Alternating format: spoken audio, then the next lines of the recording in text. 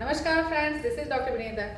आज का जो टॉपिक है it is about young generation and heart attack, young generation and cholesterol issues. आजकल आपने ऑब्जर्व किया होगा हमारी सोसाइटी में यंग लोगों को हार्ट अटैक आ जाते हैं, कुछ लोग बच जाते हैं, कुछ लोग मर जाते हैं, and it's a very big loss to one family, right? And what is the positive factor behind this heart attack in young generation? That is lifestyle. आप लोगों ने ऑब्जर्व किया होगा आजकल का जो यूथ है, यंग जनरेशन है, वो पता नहीं कौन सी दिशा में जा रहा है। एज फार एज फूड की बात करें, खाने की बात करें, तो they are very much into dairy products, bakery products, they are very much into junk food. And आजकल एक चीज़ मैंने ऑब्जर्व किया है कि बाहर का खाना खाएंगे, पिज़्ज़ा बर्गर वो सब खाएंगे, लेकिन उसमें भी मैशअप है। एक पिज़्ज़ा है तो उसमें चीज़ बर्स्ट भी है, बहुत ज़्यादा वो चीज़ भी है, eight the same time mayonnaise भी है। बर्गर खाएंगे तो उसमें मेयोनीज आएगा, चीज़ आएगा, बटर आएगा, पोटैटो आएगा, सब कुछ आएगा। जैसे कचरा पेटी है हमारा स्टमक, तो डालते जाओ खाते जाओ। At the same time drinks की भी बात करें तो Thums Up, Pepsi, Coke, Mirinda वो तो है ही, लेकिन साथ साथ में सब स्मूदीज वगैरह मिलते हैं, जैसे मिल्क प्रोडक्ट मिलती है। तो मिल्क तो है, उसमें शुगर रहेगा, उसमें कोई फ्रूट डाला है और उसके अंदर ओरियो बिस्किट डाला है, राइट? तो कितनी ज़्यादा हैवी कैलोरी हो जाती है। और वो आजकल का यंग जनरेशन बस देते जाओ, हम पीते जाएंगे, खाते जाएंगे। मेरे घर में जाती हूँ तो मैकडोनल्ड्स बीच में पड़ता है।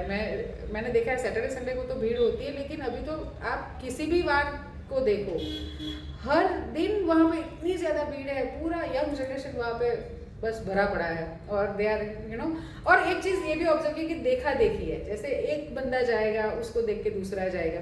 शायद इतना अच्छा कुछ लगता भी नहीं होगा टेस्ट में, लेकिन फिर भी वो खा रहा है, वो खा रही है, मैं भी खाऊंगा। It's like a fashion right now. Eight the same time vada pav, bread items, वो सारी चीज़ें, सब कुछ चलता है, सब कुछ तली हुई चीज़ें। घर का खाना किसी को पसंद नहीं है। एंड मैंने एक चीज़ ऑब्जर्व की कि ये सारी चीज़ों के साथ they are very much into smoking, right?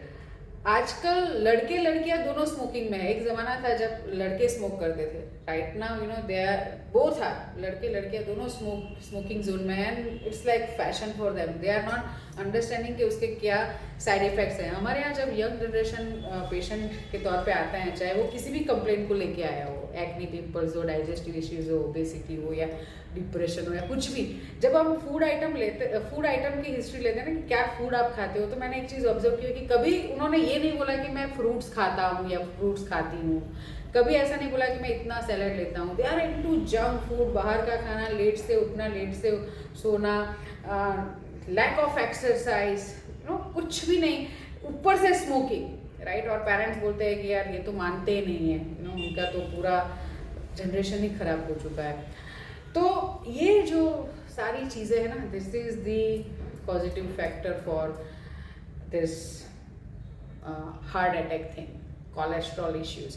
अभी कोलेस्ट्रॉल क्या है वो भी लोगों को पता नहीं है। Cholesterol is a fatty gloomy substance. एक नॉन मेडिकल लैंग्वेज में बोले तो एक गाढ़ा पदार्थ जो हमारे शरीर के हर कोशों में मौजूद है।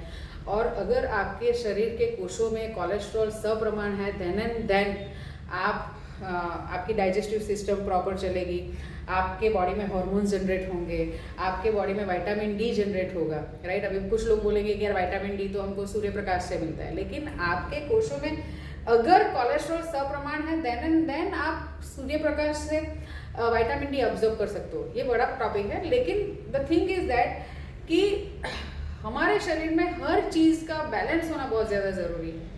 जैसे कोलेस्ट्रॉल की बात करें, अगर कोलेस्ट्रॉल बढ़ जाता है, ये चीज़ें खा खा के, ये फैटी टिश्यू खाया, एक्सरसाइज नहीं की, अगर हम ऐसा करेंगे तो हमारे शरीर में कोलेस्ट्रॉल बढ़ जाता है। और बढ़ने के साथ क्या होता है, हमारे जो धमनी, जो शीरा होती है, उसमें प्लाक जनरेट होता है। यानी कि एक आर्टरी है, उसमें प्लाक, एक अवरोध डेवलप हो जाता है, और उसकी वजह से कार्डियक इश्यूज जैसे थ्रोम्बोसिस, स्ट्रोक, हार्ट अटैक, ये सारी चीज़ें हम डेवलप कर देते हैं, राइट? बहुत ही सिंपल चीज़ है कि आप जो खाना खा रहे हो उसको पचाना है, और दूसरा क्या खाना खा रहे हो उसको अच्छे से सिलेक्ट करना है, राइट? और अगर ये आजकल हमारा ये जो जनरेशन, यंग जनरेशन समझ जाए, और यंग जनरेशन से पहले तो समझना है पेरेंट्स, क्योंकि पेरेंट्स ही इतनी ज़्यादा छूट छाट दे देते हैं, राइट?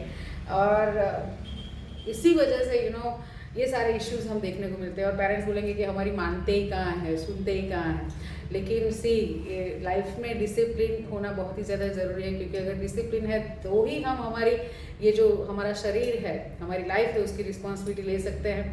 तो this video is all about कि ये जो नेगेटिव हमारी लाइफस्टाइल है उसमें से बाहर निकल के अच्छा खाना, एक्सरसाइज, ये सारी चीज़ें करना, अच्छे विचार, and eight the same time ये जो ड्रग, ये स्मोकिंग हैबिट्स है उसमें से तुरंत बाहर निकल जाना, हो सके उतना।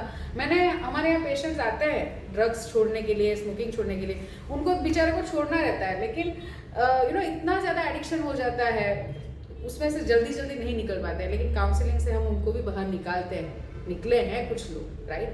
तो अच्छी सी lifestyle modification is one of the treatment, you can say one of the way, जहाँ से हम ये हमारा यंग जनरेशन जो कहीं नेगेटिव दिशा में जा रहा है उसको रोक सकते हैं। मैंने देखा है जितने भी कैफेज रहते हैं वहाँ पे पड़े रहते हैं सारे यंग जनरेशन, उनको पता नहीं कि भाई आपको कुछ करना है, कुछ करिए, एक्सरसाइज करिए, अच्छा खाना, घर का खाना खाइए, और then and then your life will be like ऐसी जिंदगी होगी जिसको आप जी सकोगे, राइट। ऐसे हार्ट इश्यूज और डायबिटीज, प्रेशर, ये सारी चीज़ें, कोलेस्ट्रॉल, ऐसी चीज़ें अगर यंग शरीर में ही आ जाएगी तो लाइफ में क्या जीने का मज़ा है, फिर आप अच्छी सी ज़िंदगी नहीं जी पाओगे, right. So I hope this video is helpful. So thank you people for listening to me. Stay healthy, be healthy. Thank you.